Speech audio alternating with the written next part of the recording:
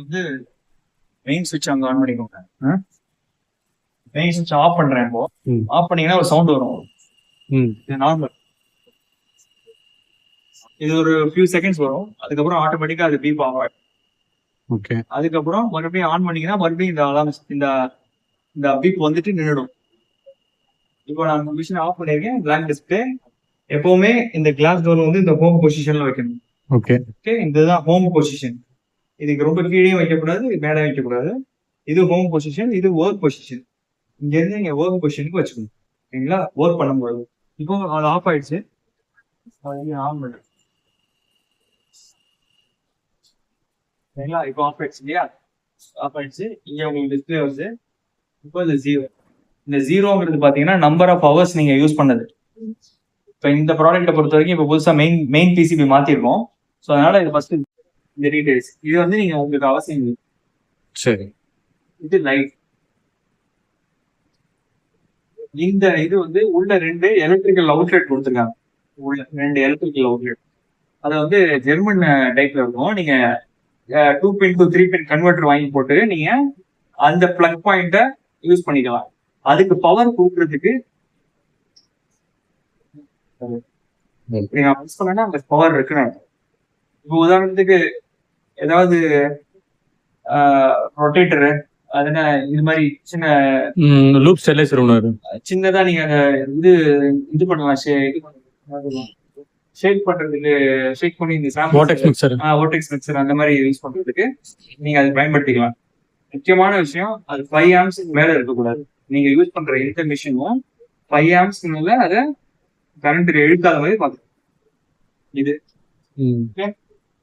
UV வந்து நீங்க கீழே வந்துட்டு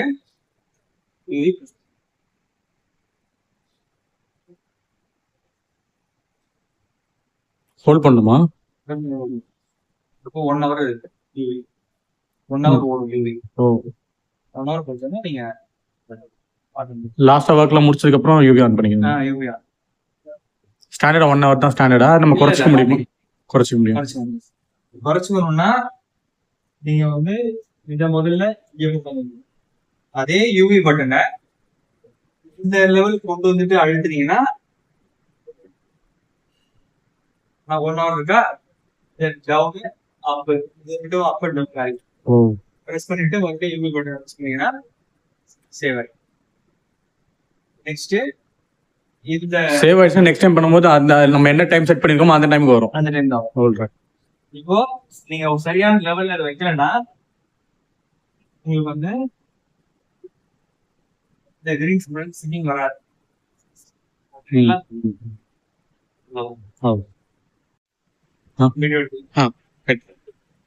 லாஸ்ட் பட்டன் வந்து இன்கேஸ் இது வந்து ரெட்ல இருந்து கிரீனுக்கே வரல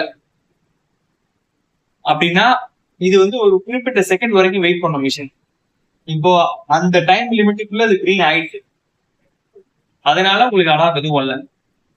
ஆன் பண்ணி ரொம்ப நேரம் ஆச்சு, ஒரு 5 நிமிஷத்துக்கு மேலேயும் இது கிரீன் வரலன்னா இமிடியேட்டா அது உங்களுக்கு அலர்ட் கொடுக்கும். அந்த அலர்ட் கொடுக்கறத டெம்பரரியா மியூட் பண்றதுக்கு தான் இந்த பட்டன். இதுக்கு என்ன சொல்யூஷன்னா நீங்க இன்ஜினியர் தான் கூப்பிடணும். இது கிரீன் ஆகலைன்னா இன்ஜினியர் தான் வரும். இதுல செட்டிங்ஸ்ல இதை மாத்துறதுக்குலாம் ஒன்றும் கிடையாது. அவ்வளவு எரர் இண்டிகேஷன் மாதிரி எதுனா வருமா? பீப் சவுண்ட் இத்தனை பீப் சவுண்ட் வருது அப்படி இல்ல. ER சம் நம்பர் வரும், கோட் எரர் கோட் மாதிரி ஏதாவது வரும். இல்ல அதுவும் வராம இருக்கலாம். சர்வீஸ் பர்சன் கேக்குறாருன்னா அவர் என்ன கேக்குறாரு, நான் என்ன எரர் வந்திருக்குன்னு சொன்னோம்னா நமக்கு என்ன டிஸ்பிளேல இருந்ததுன்னா நீங்க சொல்லுங்க. இல்ல சார் அப்படின்னா எரர் வரல அப்படின்னா நீங்க எரர் வரலன்னு சொல்லுங்க. அந்த லாஸ்ட் ப்ளோயர் அது வந்து ஒரு இண்டிகேஷன், அவ்வளவுதான். இப்போ வந்து நான் பிரஸ் பண்றேன். இப்போ வந்து ப்ளோயர் வந்து ஆஃப் ஆயிடுச்சு. இல்ல ப்ளோயர் ஆஃப் ஆகல. ப்ளோயர் வந்து இப்போ 100% ஒர்க் ஆகுதுன்னா இப்போ 30% ஒர்க் ஆகும். அந்த 30% ஒர்க் ஆகிட்டு இருக்குங்கிற இண்டிகேஷன் தான் இது. ஓகே. உங்களுக்கு தெரியாது, உங்களுக்கு தெரிஞ்சிருக்கும். A2 கேபினெட்டுக்கு வந்து தனியா உங்களுக்கு வந்து எக்ஸாஸ்ட் போடணுங்கிற அவசியம் கிடையாது. ஏன்னா ஆல்ரெடி மேல ஒரு ஃபில்டர் இருக்கு. இங்க என்ன இருந்தாலும் உள்ள என்ன சாம்பிள்ஸ் நீங்க ரியாக்ஷன் ஆனாலும் அது வந்து உங்களுக்கு மேல இருக்க ஃபில்டர் கிராஸ் பண்ணி தான் என்விரான்மெண்ட்டுக்கு வரணும். ஸோ அதனால இது என்விரான்மெண்டல் சேஃப். இதுல மொத்தம் 3 சேஃப்டி இருக்கு. ஒண்ணு வந்து யூசர் சேஃப்டி.